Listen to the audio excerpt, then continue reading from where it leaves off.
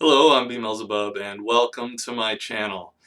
Today, I am here to tell you that you shouldn't practice abstinence until you're married or at any point really. Or is that what I'm going to tell you? Let's find out.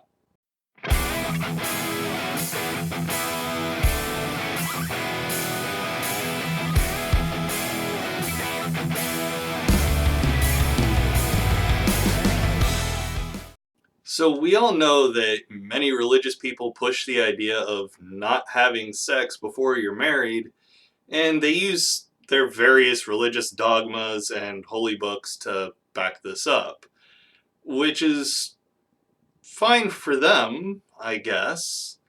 Here's the problem I have with it, though. A lot of the time, this mentality can give people pretty bad ideas about sex. I know that personal anecdotes aren't the most reliable form of evidence, but as an example, when I was younger, I had pretty bad impressions about sex, as did many, actually just about all of my friends. I was in my late teenage years, and the relationship I was in had fairly recently ended, and she and I ended up at a mutual friend's pool party for their birthday or something. While we were there, we were in swimsuits, obviously, since we're swimming at a pool party, and I see her in a bikini, and one of my first thoughts was, I wish we had sex so we would have to get married. How fucked up is that? How creepy is that?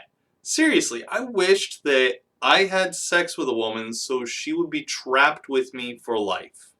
And if not for being so deeply indoctrinated by the Catholic Church, had my parents taught me how relationships actually work, instead of letting youth ministers, the oldest of whom were in their early to mid-20s, and priests who have no idea how to engage in healthy adult romantic and sexual relationships, I almost certainly never would have had this thought.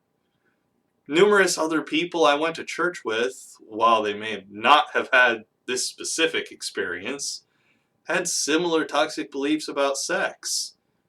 That it was only for marriage between a man and a woman because fuck gay people, except not literally, because once again, Catholic indoctrination is a thing, so to us gay sex was icky.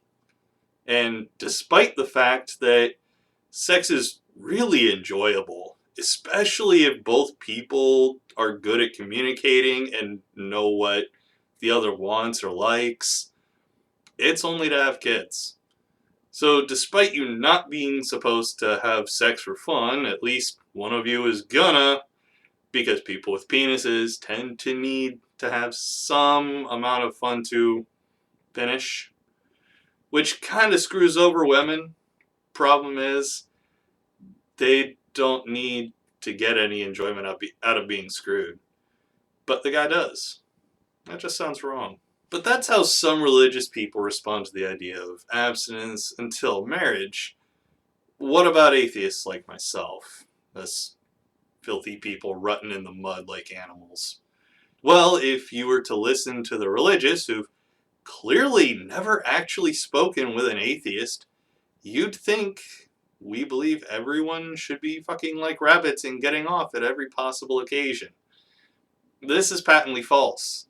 There are some celibate atheists out there, whether by choice or asexuality or continuing to have really fucked up beliefs about sex, and therefore they repulse any potential partners.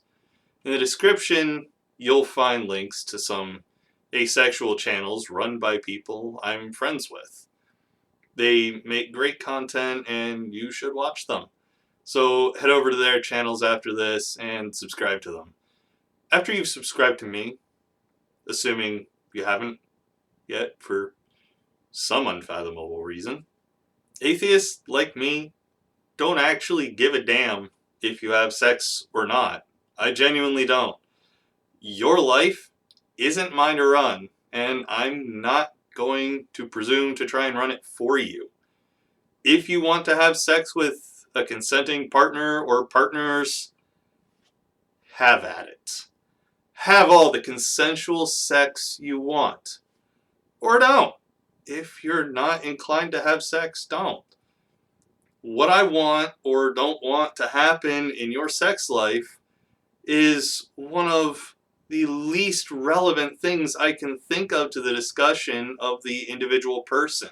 What I actually want to happen is for people to be well educated on safe ways to have sex. Not just to prevent pregnancy, but also to prevent the transmission of STDs, getting consent, and communicating with your partner or partners. This is not an opinion. We need comprehensive sex education so people can have sex safely, because if they're inclined to have sex, they're gonna. Without it, teen pregnancy as well as repeat teen pregnancy will remain high, and bad attitudes about sexual relationships will continue to pervade society. The graphic on your screen now shows repeat teen pregnancy rates in the United States. What you'll notice is that the states that have the highest rates of repeat pregnancy, highlighted in red, prioritize abstinence in their sex education. This is something I'm obviously against. I don't mind if abstinence is mentioned as an option, but by no means should abstinence be the focus of sex education, because it doesn't educate you about having safe sex. For fuck's sake, I was in my 20s before I was able to talk about a woman's menstrual cycle without cringing or being grossed out. And I live in Ohio, where sex education is kind of okay, I guess. I mean, it wasn't great when I was going through it, but it was okay. We also need to normalize using clinical terms when talking about sex. It's insane that we live in the most technologically advanced time in human civilization, and some people think that talking about a woman's menstrual cycle is gross and should be put away and not talked about. This isn't the Bible times when men flipped their shit about a woman having their time of the month and declared everything she touched as unclean. It's the human body. Grow up. But yeah, if you want to have sex with however many consenting partners, have at it. Or don't if it's not your thing. I honestly don't care, and neither does any atheist that comes to mind. In fact, the only people I know that really care at all if people have sex are religious, and use it as an excuse to repress sexuality. So yeah, who's the real asshole?